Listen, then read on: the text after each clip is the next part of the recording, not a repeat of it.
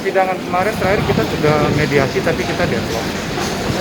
Jadi nanti dilanjut lagi tanggal 18 itu jawaban dari tergugat. Dari awal nih dari Mas Rizky sendiri dan sama pihak kuasa hukumnya itu ada penyangkalan nggak sih tentang pelaporan? Dari awal mereka selalu mengatakan tidak ada hubungan hukum. Lalu itu. Kalau pengacara yang lama sih dia bilang selain tidak ada hubungan hukum itu perlu dibuktikan dahulu. Itu aja kan. Tapi kita siap untuk membuktikan. Oh berarti yang ditegasin itu adalah tidak adanya pengakuan status pelanggaran hukum ya, tidak ada status hukum itu. Ya tidak ada hubungan hukum aja mereka jawab seperti itu. Tapi untuk pengakuannya sebagai anak, Mereka tidak pernah bahas itu. Jadi pengakuan secara langsung untuk anak nggak ada Nggak ya? ada, iya. Cuma bilang tidak tersangkut Iya, hukum, iya. tidak tersangkut hukum. Padahal kan sebetulnya kalau memang tidak tersangkut makanya kita perjuangkan, Iya. gitu kan? Karena kalau tersangkut hukum kita pasti lari ke pengadilan agama, Agama, ya, Mas, iya, ya? betul. Bukan ke pengadilan negeri. lepas dari pengakuan status hukum nih Mbak, Ya. di luar kasus ini sampai ke blow up, tapi sebelumnya dari pihak Pak Rizky sendiri tuh udah pernah ketemu atau Sebelum mencuat ya, iya sebelumnya? terakhir ketemu itu udah lama sekali. Terakhir ketemu itu beberapa tahun yang lalu gitu. Dan tidak pernah ada kontak ya Mas ya. Nggak ada. Paling Kecuali dari sama- kuasa hukum saya secara iya, kekeluargaan pernah minta pernah, iya. ketemu Reski. Ketemu dari awal saya pernah selalu mencoba untuk kekeluargaan. Gitu. Dari awal jauh sebelum media tahu itu saya sudah mencoba kekeluargaan. Tapi ya responnya tidak ada. Kalau bisa boleh dihitung berapa kali sih dari pihak Pak Rizky sendiri ketemu sama KK ya? KK itu berapa kali? Kalau waktu kecil sering ya, waktu Keke umur sekitar 1,5 sampai 2 tahun itu sering. Jadi sering diajak main, dia minta izin untuk bawa Keke ke rumahnya atau nggak ngajak tempat syuting atau ke mall. Tapi waktu sudah lewat 2 tahun nggak pernah. Semenjak menikah. Iya, nggak jauh dari sebelum menikah 2 tahun, Keke umur 2 tahun sampai sekarang ada waktu jeda 6 tahun ya, itu udah nggak pernah lagi. Jadi ada etikat buat nanya kabar dari KK. Itu pun enggak. Tidak pernah lagi pihak dari Reski mencoba menghubungi saya sekedar menanyakan masalah anaknya enggak. Maaf kalau Ya. misalkan kan selama kalau misalkan kayak tunjangan atau ngasih Untuk nafkah pun dari mulai lahiran atau segala macam nggak pernah ada. sekarang udah bener lost contact. Nggak pernah dari dulu pun, tidak pernah dari umur 0 sampai 8 tidak pernah ada biaya. Kalau misalkan ini pasti ada kebutuhan banyak publik yang bilang kalau misalkan ini kayak manfaatin panggung semata nih Kak, sekarang udah 8 tahun kalau menurut pendapat kalian itu gimana? Gimana sih? Kayak manfaatin panggung semata karena udah 8 tahun. Gini, sebetulnya kalau bicara manfaatin pada saat waktu Keke umur 1,5 sampai 2 tahun ya berapa tahun yang lalu, mungkin Reski lagi bagus-bagus ya karirnya ya. Pada saat itu dia dapat Panasonic Award kalau nggak salah.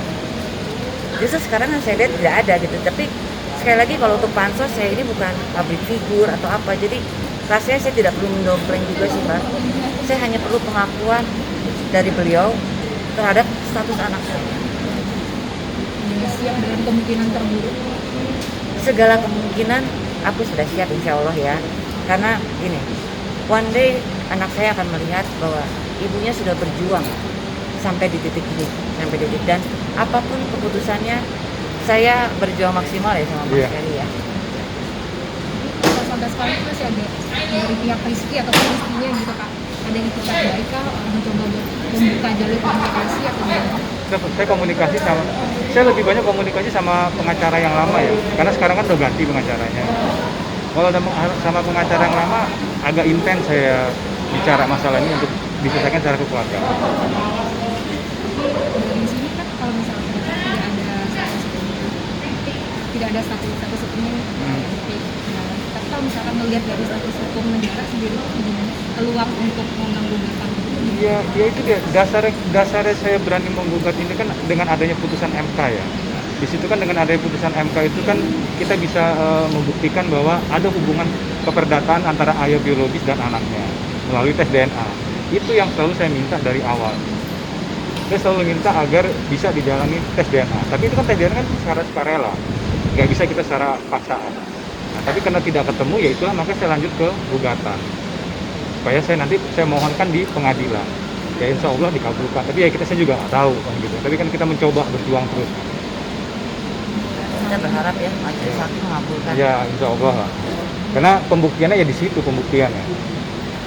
Saya pikir kita semua yang ada di dunia ini kan bukan lahir dari batu ya Mbak ya.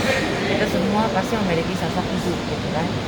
Saya pikir ibu manapun pasti akan berjuang hal yang sama seperti yang saya lakukan gitu kan. Hanya tinggal keberanian dari dia sendiri, apa berani maju atau tidak. Saya sendiri pun mengumpulkan beranian bukan waktu sebentar gitu kan. 8 tahun saya menunggu ini dengan pertimbangan segala macam. Jadi ya semoga semua yang punya kasus pada saya juga bisa berjuang di jalan yang sama, berjuang untuk kepentingan anak kita. Bahwa ini mohon maaf, berarti dalam artian ada rasa malu sendiri nggak sih untuk mengungkapkan ini ke publik Pasti. gitu? Kalau ini sesuatu yang mudah mungkin saya tidak menunggu terlalu lama gitu kan. Tapi ini sesuatu yang tidak mudah, apalagi dilakukan dengan cara yang salah ya, saya akuin. Tapi rasa malu itu hilang begitu kita lihat kepentingan anak di atas segalanya. Awalnya saya syok ya masuk media gitu kan, terus dihujat, siapa yang tidak syok? Cuma lama-kelamaan saya lihat perkembangan anak saya lihat dia pun dia pun support saya, itu semua hilang. Vina gimana sih cara menjelaskan ke anak sekarang? Kalau menjelaskan secara detail belum ya, detail dalam arti dia harus hati-hati saya menjelaskannya karena kan umurnya belum mumpuni lah. Paling saya jelaskan, Ma emang bener ya Ma? Iya. Dia cuma pegang tangan saya, dia bilang Mama aku salut. Ya mungkin karena dia lihat ibunya dihujat gitu kan. Pasti biar mempermudah kasus ini. Ya kalau dari awal sampai sekarang pun kita tetap membuka jalur komunikasi ya, supaya seperti ya, majelis hakim juga sama menyampaikan supaya masalah ini bisa diselesaikan secara kekeluargaan. Itu kita juga berharap juga seperti itu, supaya ini bisa diselesaikan secepatnya secara kekeluargaan.